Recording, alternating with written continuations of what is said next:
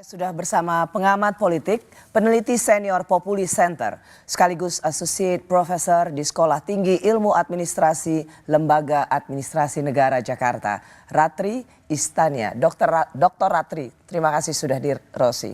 Terima kasih, Mbak Rosi.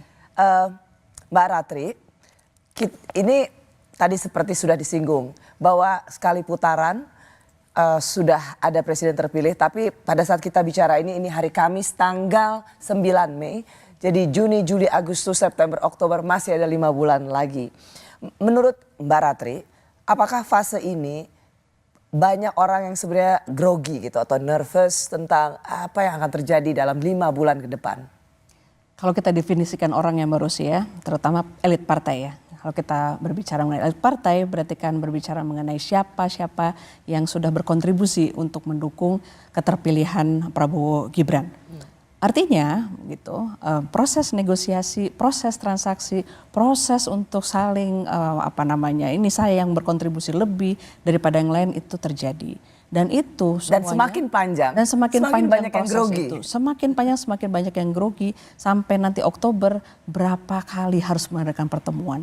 Berapa kali mereka harus membuktikan bahwa kita yang paling banyak loh memberikan kontribusi terhadap kemenangan Anda, misalnya begitu.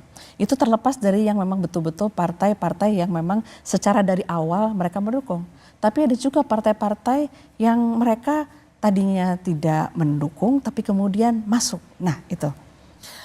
Berarti kalau Mbak Ratri lihat masih 20 Oktober dilantiknya presiden terpilih yaitu Pak Prabowo dan Mas Gibran, downside-nya, oke, saya katakan positifnya dulu misalnya. Pak Prabowo punya program makan siang gratis dan lain sebagainya yang harus disusun secara lebih komprehensif. Katakanlah di masa yang cukup panjang saat ini itu bisa disusun dengan lebih baik. Tapi downside-nya atau efek negatifnya menanti sekian lama, menurut Mbak Ratri apa yang harus jadi catatan? Apa downside penantian ini? Kalau kita memperhatikan posisi seorang presiden ya Mbak ya, seharusnya mereka kan memiliki hak prerogatif untuk menentukan siapa-siapa untuk masuk kabinet. Tadi dikatakan zakon kabinet begitu kan, kabinet yang diisi oleh orang-orang kompeten. Tapi kan tidak seperti itu jalannya. Artinya sekarang seorang presiden terpilih harus memperhitungkan siapa-siapa saja yang nanti akan masuk berdasarkan siapa-siapa saja partai, elit partai yang mendukung beliau. Itulah realitas politik. Itu kan realitas politik yang harus kita hadapi. Kita tidak berhadapan dengan teori, kita berhadapan dengan praktek di lapangan. Begitu kan? Jadi kalau misalnya dibilang, oh zakon kabinet profesional itu sebenarnya hanya ucapan panggung depan. Pada realitanya tidak seideal itu. Kita tidak bisa menutup mata bahwa mereka-mereka yang berkontribusi terhadap keterpilihan seorang presiden melalui pemberian misalnya suara dukungan yang sedemikian besar, itu kan tentu akan menawarkan, oke, kita punya sekian besar kontribusi, kita menawarkan sekian banyak kontribusi, berarti kan harus juga diterjemahkan dengan berapa banyak kursi yang bisa kita dapatkan di dalam kementerian, begitu kan?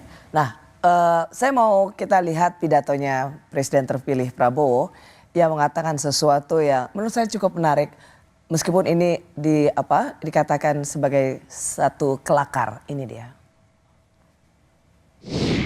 Saya kira saya tidak akan panjang lebar ya berbicara, karena saya selalu katakan jangan kasih mic pada politisi ya.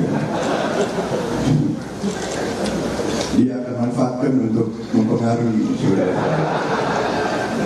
Syukur bahwa pemilu sudah selesai ya. Jadi saya tidak perlu minta dukungan saudara-saudara. Seperti yang saya katakan, ini tentu sebuah jokes ya. Saya tidak perlu syukur pemilu sudah selesai, saya tidak perlu lagi minta dukungan Anda. It's a joke. Nah, pertanyaan saya tapi pada Mbak Ratri, setelah presiden terpilih, sebenarnya siapa membutuhkan siapa?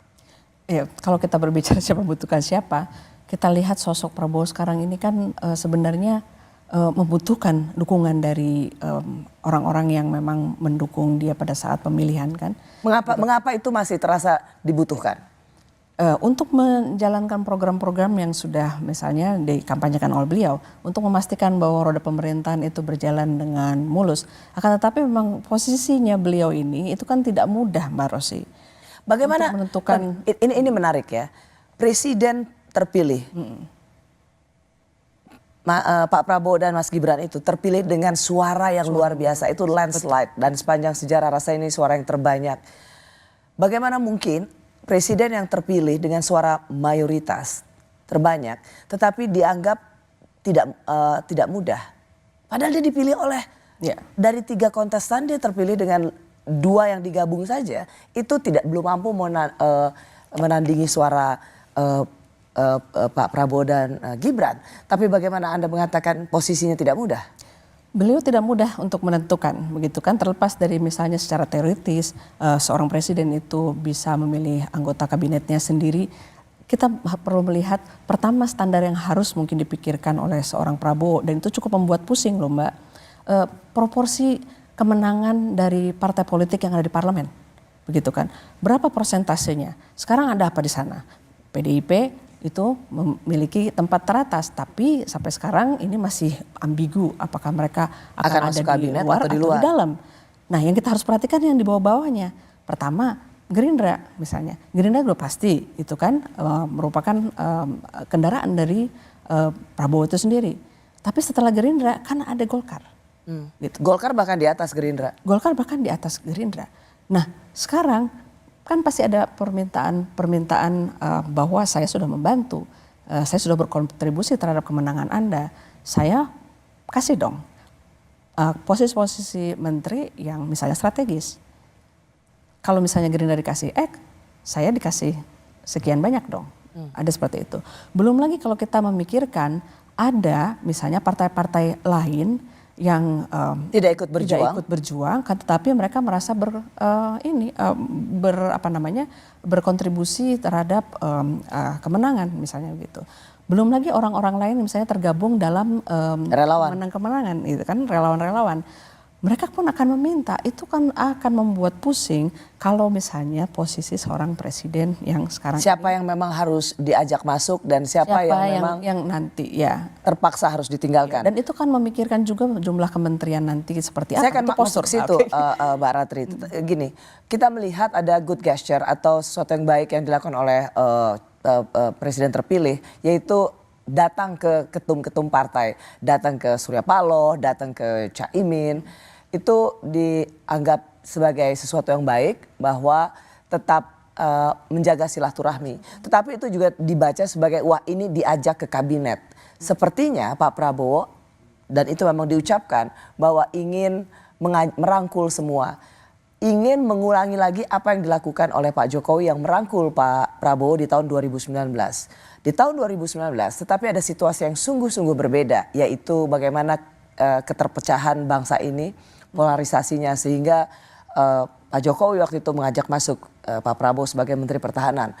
Tapi menurut Mbak Ratri, apakah memang kita perlu mencontoh 2019 atau sebaiknya praktek di 2019 merangkul kompetitor tidak perlu lagi diulangi?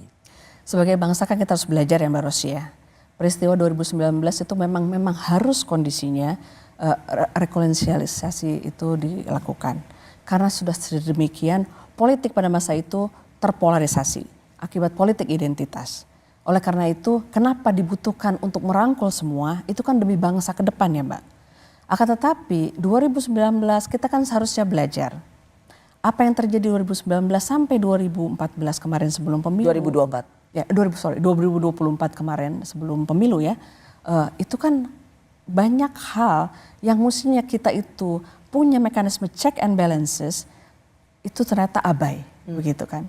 Artinya harus kita mengembalikan bahwa kita jangan hanya mengandalkan bahwa koalisi itu semua harus dirangkul, kemudian berpikir bahwa program-program karena semuanya dirangkul itu mulus-mulus saja terjadi, kita harus meneruskannya. Kan itu menjadi praktek pengecekan itu tidak ada. Anda ingin mengatakan bahwa Ya, waktu itu kita menerima bersatunya Pak Jokowi dan Pak Prabowo sebagai bagian dari rekonsiliasi bangsa, itu memang sesuatu yang tak terhindarkan. Tetapi ada harga yang harus dibayar juga sepanjang 2019-2024 bahwa tidak ada kekuatan penyeimbang di luar itu sehingga terjadi seperti sekarang. Ya. Dan Anda melihat itu tidak boleh diulang atau sesuatu yang perlu dicontoh demi kelanjutan pembangunan, demi Indonesia Emas 2045 misalnya. Saya kira kekuatan pengecek itu harus ada dalam demokrasi, Mbak Rosy. Itu harga yang harus kita pertaruhkan kayaknya kalau sekarang misalnya membiarkan apa yang terjadi di tahun 2019 ke sekarang itu masih terus berlangsung. Karena pada realitasnya pemilu ini berjalan cukup baik, tidak terjadi polarisasi yang luar biasa seperti 2019, sehingga tidak perlu juga menggabungkan mereka yang berada dalam kontestasi itu dalam pemerintahan. Kalau kita percaya bahwa demokrasi itu memang masih jalan, kekuatan pengecek dan balancer itu kan masih ada gitu. Kita jangan menafikan bahwa itu berjalan biasa-biasa aja. Begitu. Oke, saya akan mau masuk lagi untuk mendalami ini karena ramai-ramai ingin masuk kabinet Prabowo Gibran. Siapa dan partai mana yang lebih berhak diajak?